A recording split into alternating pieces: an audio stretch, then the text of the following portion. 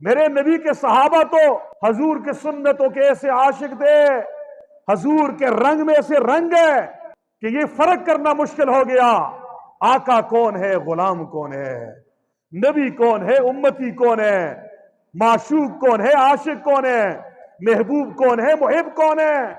ہجرت کا واقعہ پڑھیے، قبا کی بستی میں اللہ کے نبی صلی اللہ علیہ وسلم سفید چادر اوڑے ہوئے، ابو بکر صدیق ساتھ ہے، جلوہ افروز ہوتے ہیں، دوپہر کا وقت ہے، انصار ابو بکر صدیق کی ادائیں دیکھ کر، ابو بکر صدیق کا چہرہ دیکھ کر، ابو بکر صدیق کی زلفیں دیکھ کر، ابو بکر صدیق کے گفتار دیکھ کر یہ سمجھ بیٹھے نبی یہ ہے۔ سلام مصافحہ معانقہ ابو بکر سے کر رہے ہیں، اس کے ہاتھوں کو بوسے دے رہے ہیں۔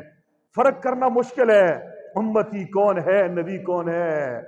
یہاں تک کہ دھوپ میرے نبی کے والضحیٰ کے چہرے پہ پڑنے لگی، ابو بکر صدیق سے برداشت نہ ہوا، اس نے اپنی چادر کو حضور کے سر پہ یوں پھیلا دیا۔